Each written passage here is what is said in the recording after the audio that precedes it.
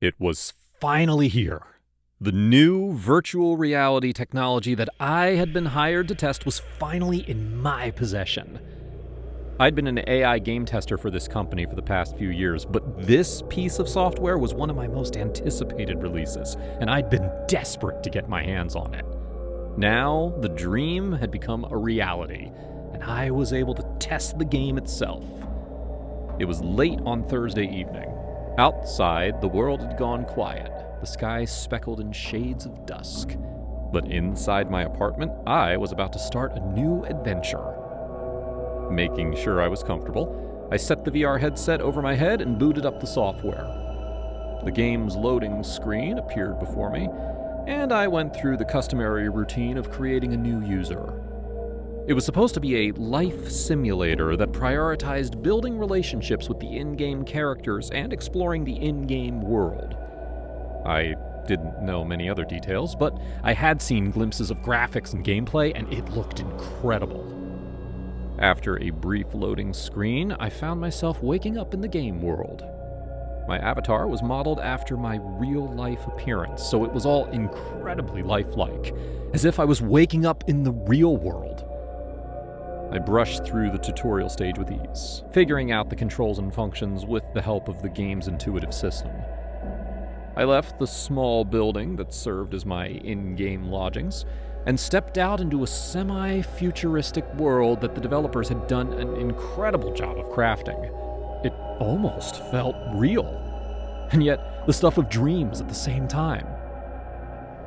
"You must be James," a voice said on my left, and I turned to see a woman with striking bluish-gray eyes and long blonde hair. She was stunning. Easily the most beautiful woman I'd ever seen, both in the VR world and in real life. Something about her bright gaze, the confident smile, was captivating. When I realized that she was waiting for me to speak, I quickly cleared my throat and nodded. "Yes, James, that's me," I fumbled, standing up straighter. Even though she wasn't real, I felt like I should at least try and make a good impression. Her smile widened. "I heard you'd be joining us," she said, her hair bouncing across her shoulders as she nodded.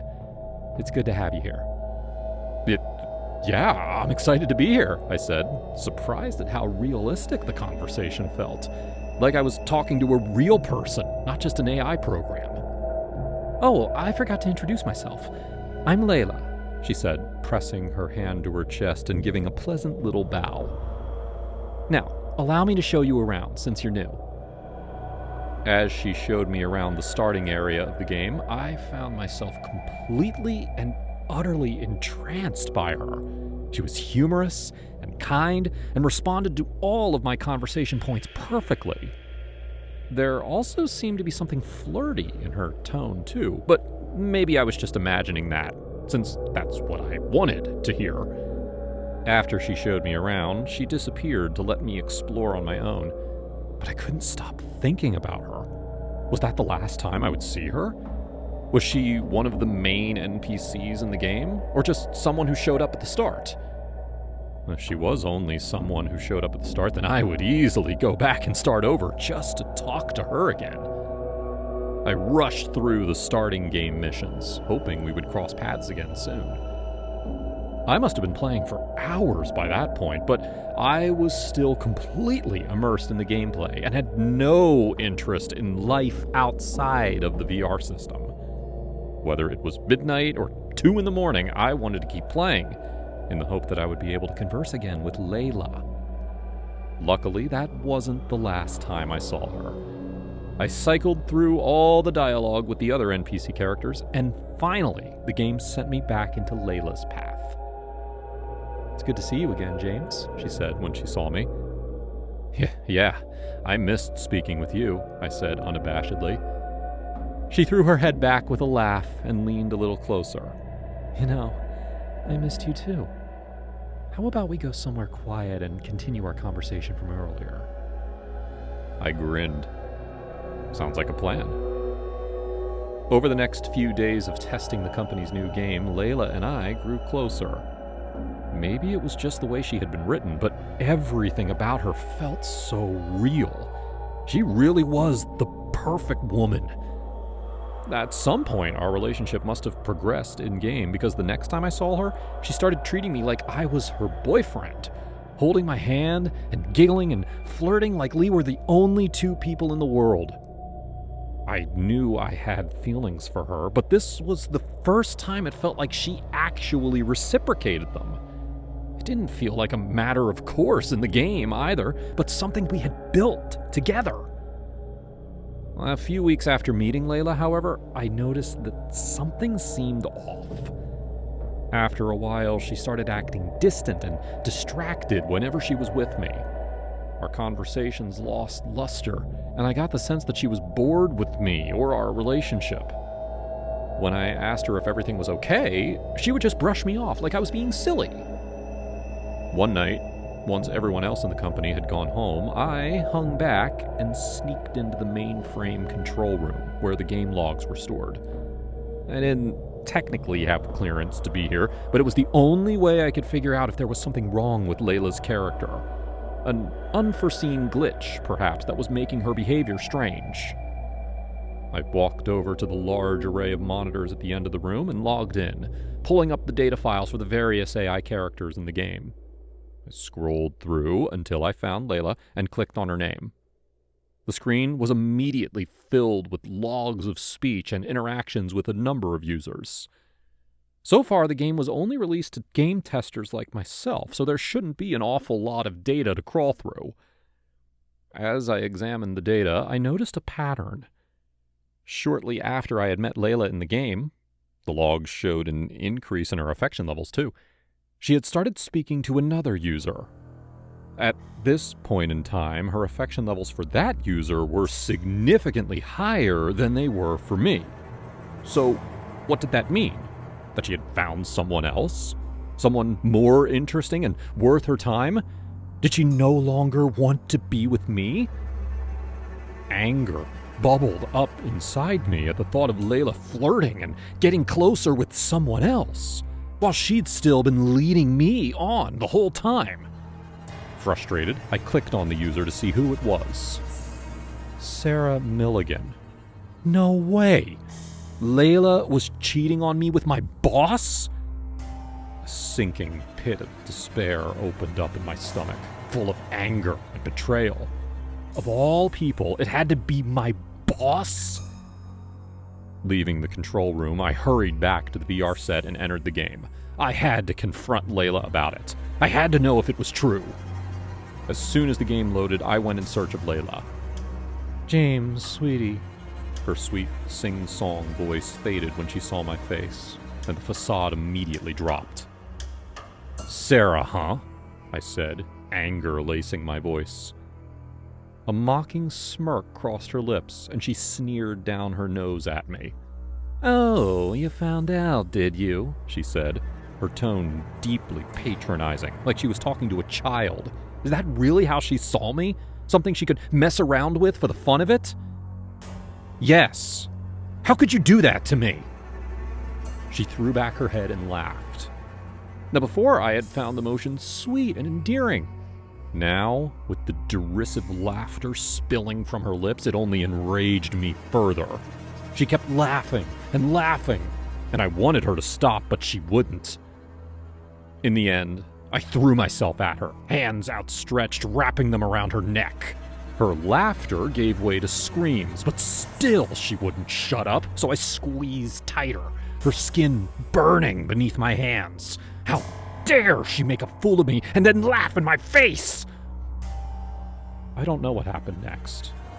Something in the game must have crashed, because the next thing I knew, I was alone, surrounded by darkness. And that's where I'd stay. Without Layla, I was nothing anymore.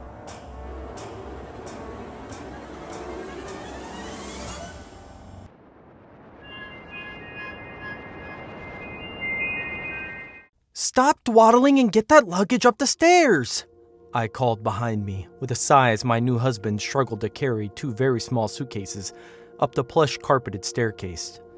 Honestly, He looked so pathetic with the sweat beading his brow and soaking through his shirt.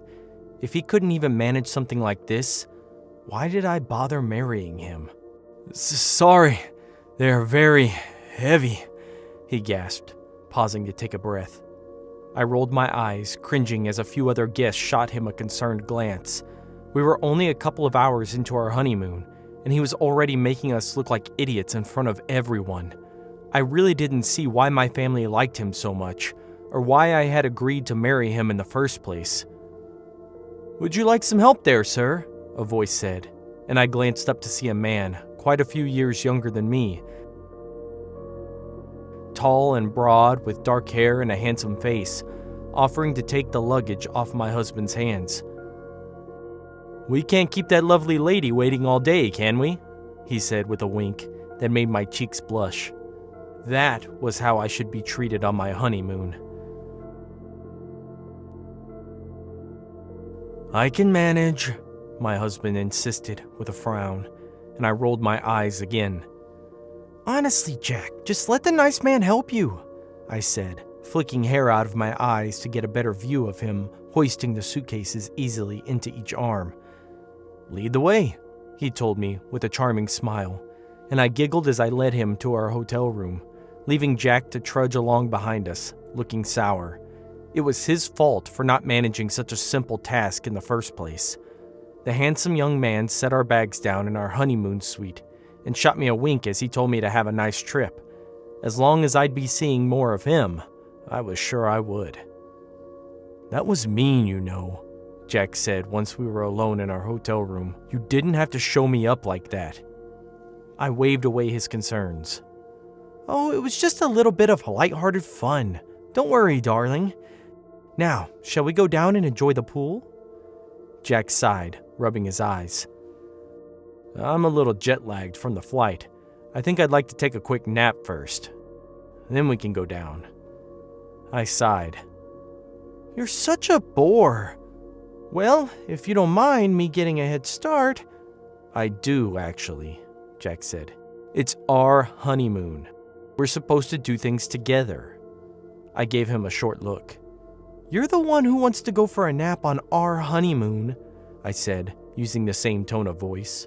"If you'd rather stay here, that's fine, but I'm ready for a swim." I grabbed my towel and sun hat and flounced out of the room before he could utter another complaint. I wasn't going to let my honeymoon be ruined by a boring husband. As I had hoped, the young man from earlier was down by the pool. He introduced himself as Damien, and we spent the next couple of hours flirting with our legs in the water, sipping on cocktails and enjoying the sun. We got on so well. I almost forgot I was supposed to be on my honeymoon with someone else. By the time midday rolled around and Jack still hadn't shown up at the pool, I told Damien I'd better check on my ridiculous husband, and promised I'd see him again later. Because what was a honeymoon for, if not a bit of fun? I headed back up to the hotel room and knocked on the door, since I'd forgotten to take a key with me. When I didn't hear any movement inside, I cursed. Jack had probably gone down to the bar for a drink and locked me out. I flagged down one of the staff and got them to let me inside the room, and was surprised when I saw Jack wasn't downstairs. He was still lying in bed. That lazy oaf. Hadn't he heard me knocking? I angrily called out his name, rolling my eyes when he didn't respond. He was such a deep sleeper, it could be impossible to wake him sometimes. I walked over and shook his shoulder, but he still didn't stir. When I touched his cheek, his skin was hot and feverish, and sweat beaded his brow. Had he fallen sick, of all things, on the first day of our honeymoon? Muttering under my breath, I pulled back the cover and screamed as something small and dark scuttled out from my husband's shirt. It was some kind of bug with a dark carapace and far too many legs, and it disappeared beneath the covers as soon as I let out a screech. I turned my gaze back to Jack, his skin slick with sweat and his breathing heavy and raspy. When I slowly peeled up his shirt, there was a nasty red welt on his ribs, yellow pus oozing out of the wound. It smelled rancid, and I recoiled in disgust. Had the bug bitten him? I almost wanted to laugh at how pathetic it all was. Only Jack would manage to get bitten by some exotic bug on the first night of our honeymoon. It was like he set out to ruin things for me on purpose. Honestly, I didn't deserve this. Shaking my head, I left Jack where he was and went back downstairs, spending the rest of the day having fun with Damien, because he was the only one who was treating me the way I should be treated on my honeymoon. I was sipping drinks with Damien in the hotel's lounge on the second evening of mine and Jack's honeymoon when a very flustered-looking hotel receptionist came to find me. She gestured to speak in private and informed me in a very somber manner that they had found my husband dead in our room upstairs from an apparently very poisonous insect bite. It took me a moment to register her words, and a sharp, bitter laugh escaped my lips, making the receptionist recoil in surprise. I swear, that man sure knows how to ruin a woman's honeymoon.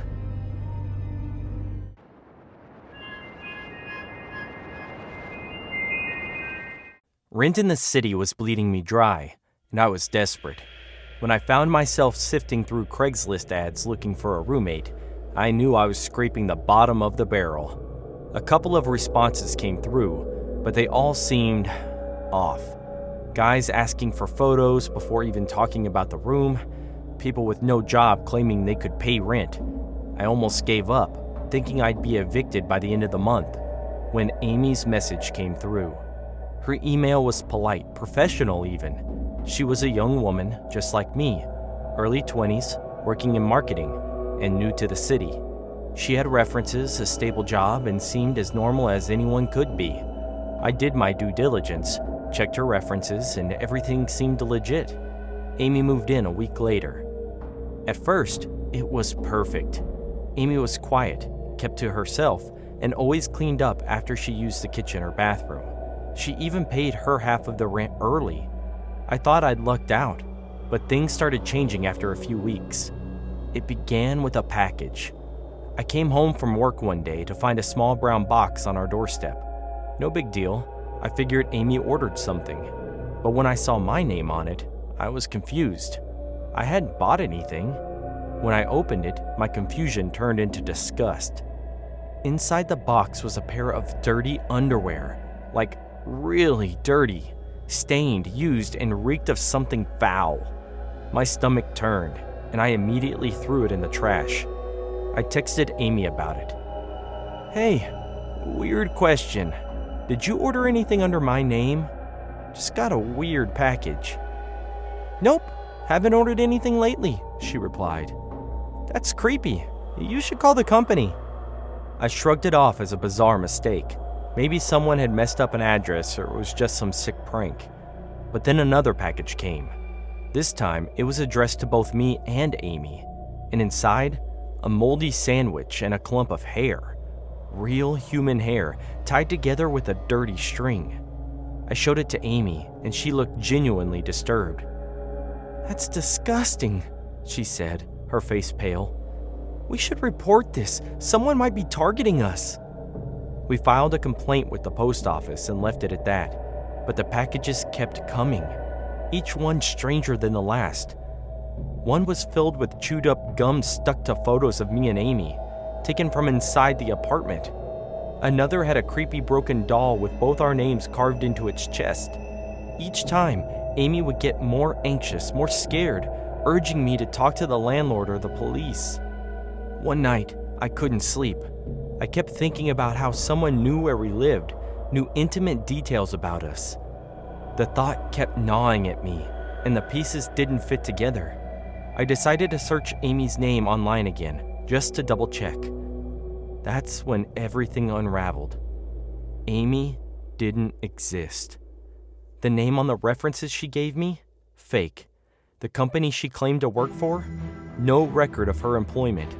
Even the so-called friends she listed as references had no idea who I was talking about when I tried to call them back. Suddenly, it all made sense. The creepy packages, the personal details. Amy wasn't a victim. She was behind it all. The next morning, I confronted her. Who the hell are you? Really? I asked, my voice trembling with both anger and fear. She didn't flinch. Instead, she smiled, cold and calculating. I was wondering when you'd figure it out, she said. But it's too late now. Before I could respond, Amy was out the door, disappearing down the stairs before I could process what was happening. I ran to her room, my heart pounding, and found it completely empty. No clothes, no belongings. It was like she had never even lived there. The police couldn't trace her. Everything about her was fake, a ghost of someone who never existed. I was left with nothing but a series of terrifying packages and the haunting thought that Amy, if that was even her name, was still out there, watching, waiting for her next victim.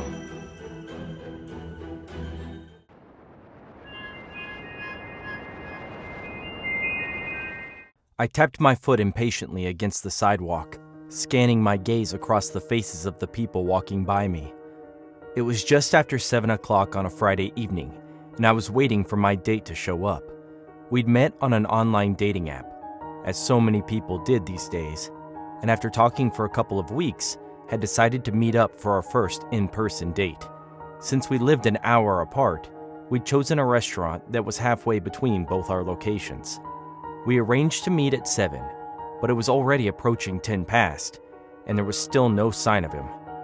I was about to check my phone to see if he'd sent a message when someone tapped me on the shoulder, making me jump.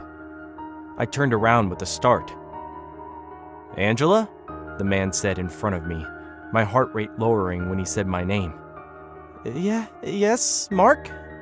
The man smiled. "That's right." I studied him beneath the dim streetlights outside the restaurant. I'd only ever seen him through the photographs he'd sent me, and something about him seemed different in person, though I couldn't tell what it was.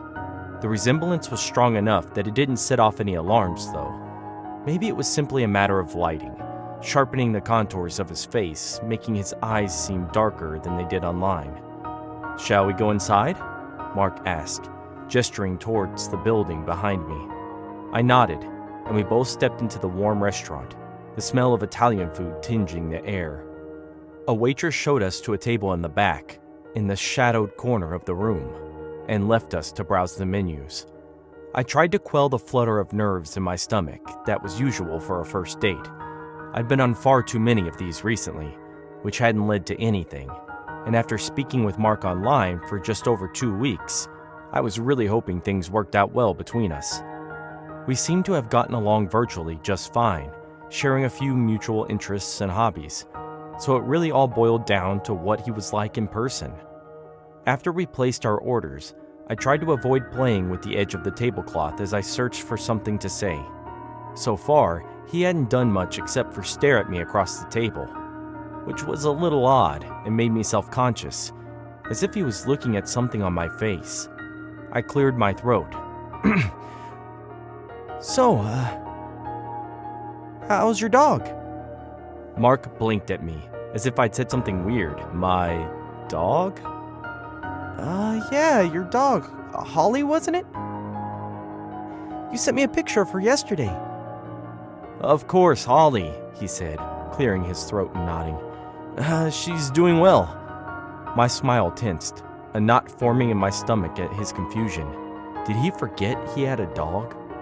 Maybe he was just nervous about the date too, and that's why he was acting a little strange. "That's good. She seems like a sweetie." "Mm-hmm." Mark took a sip of his water and stared at me again, his eyes dark beneath the dim lighting. I started fiddling with the edge of the table, trying to shift the unease in my stomach. So far, Mark was nothing like I'd expected based on our interactions so far. Was this some kind of catfishing scandal? Pretending to be someone online that you were nothing like in real life? Since he wasn't offering up any conversation starters, I tried again to broach a discussion. "Did you have a good match this weekend?" He'd told me before that he played at the local football club with some of his friends every weekend, and he was usually pretty excited to talk about it. Although I didn't share the interest, I still tried to listen and support him in his hobby, since he'd done the same for me about my small craft business. "It was okay," he muttered, tapping his fingers against the table as if he was bored. "Oh, just okay?" I asked with a soft sigh. He was giving me nothing to work with, and it was making the conversation awkward. "Yep, just okay." His tone had turned low and dull, as if he could no longer even bother keeping up the pretense of wanting to be here. I shifted awkwardly in my seat.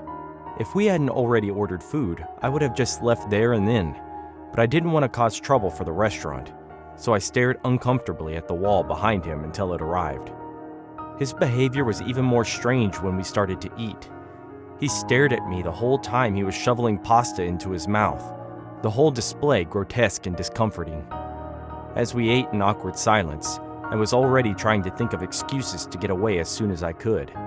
This was not going the way I had imagined, not after speaking with Mark for 2 weeks and thinking we would actually get on well. Apparently, that had been a gross misjudgment on my part. It was always hard to figure out a person's true personality online. He finished well before I did, and he spent the last 5 minutes watching me eat. Even when I asked him to kindly not stare, he ignored my wish and kept doing it, his dark eyes boring into mine like I was some kind of painting to be examined. I hastily finished eating and called the waitress over for the bill. "Can I interest you in any of our desserts, or—" "No, thank you," I said sharply, shooting her an apologetic smile. "Just the bill would be fine. Thank you. And if you could split it between us?" "I'll pay," Mark offered, but I shot him a hard look. "No, it's okay. I'll pay for myself, thank you." The last thing I wanted in this kind of situation was to owe him anything. I'd rather pay for my own dinner and be on my way as fast as I could. Mark cocked his head and smiled at me knowingly, which made my skin crawl. Why did I even bother getting my hopes up for this date? They always ended up being creeps. Did I really just have that kind of luck when it came to dating? As soon as we paid, I gathered my things and stood up to leave. Mark was right behind me. Out in the fresh air, Mark went to reach for my arm, but I lively dodged out of the way. "Do you need a lift home?" he asked, and I looked at him in disgust. "No, thank you. I can get home just fine by myself." "No need to be so rude," he sneered at me, the first proper emotion he displayed all night. "Trust me, I'm not the one who's been rude tonight," I said, before turning away and hurrying down the street. I had planned on either Mark taking me home or getting a taxi, but since it was a lot earlier than I'd expected, I ended up walking. It was barely after 8 o'clock, and while the sky was starting to darken, there was enough people and lights on the route that I didn't feel in any danger. I did, however, check once behind me as I was leaving the restaurant to make sure Mark wasn't following me, but by that point, he'd already disappeared. As I walked briskly down the street trying to shake off the weirdness of the evening, I couldn't help but replay the dinner in my mind. Something about Mark had been off, really off.